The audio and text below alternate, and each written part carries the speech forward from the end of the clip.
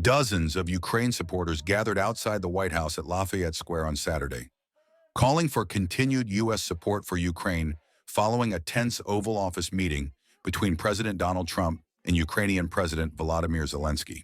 Protesters condemned Trump's treatment of Zelenskyy, describing the encounter as disrespectful and damaging.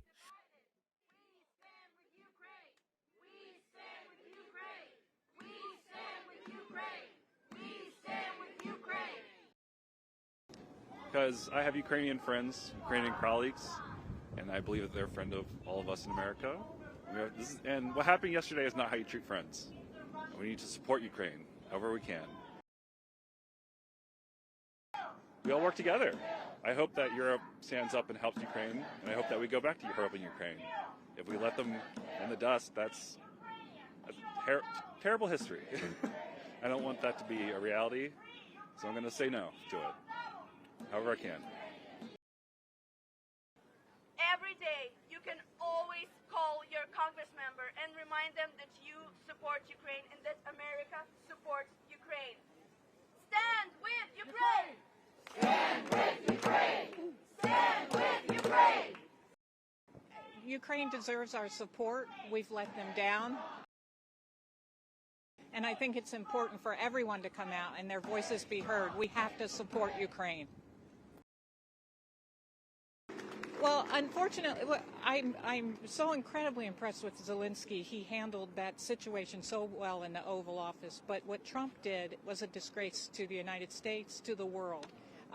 What he did really deserves a big response from everybody, and that's what I'm here for today. Is I just want to be heard, and I want people to pay attention.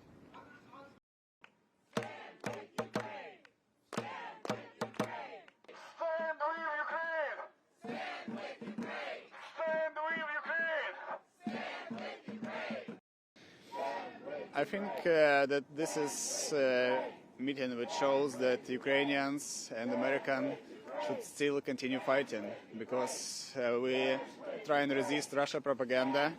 And what we're hearing from this Oval Office now, it's a lot of Russian narratives. And we know that Ukrainian fighting for our freedom, we're defending. Russia started invasion, we're just defending. We can't achieve peace from our side. Russia can do peace every moment. They just can stop going out from our country and will be peace. If we will stop fighting, will be no Ukraine. So this is impossible to do from our side to achieve this peace. And every Ukrainian wants peace, more than other nations. So I think this is a message that Americans support in Ukraine. This is a message that Ukrainians united, that Ukrainians with Americans also united, and we will continue fighting till Ukrainian victory, till fair peace, because we don't want peace, we want fair peace, we want justice.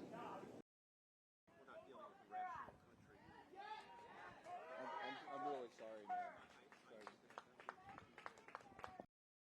I'm here because I am appalled at the treatment that President Zelenskyy received yesterday, and I don't support that, and they're not playing cards, so they're not being treated fairly on either side. They have no reason to believe Russia, so I'm here to support them any way I can. And what did you think about the meeting yesterday? It was awful. It was embarrassing. It was childish.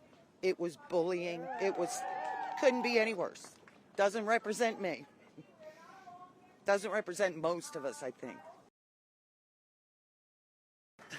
I think he's trying to isolate us, being President Trump, from the rest of the world and align with Russia. So we know how the rest of the world views Russia. So it's not looking good for us if that's where we're headed. The fallout from the meeting has deepened uncertainty for Ukraine as Trump's administration signals a more diplomatic approach toward Russian President Vladimir Putin, leaving Kyiv facing an increasingly precarious geopolitical landscape.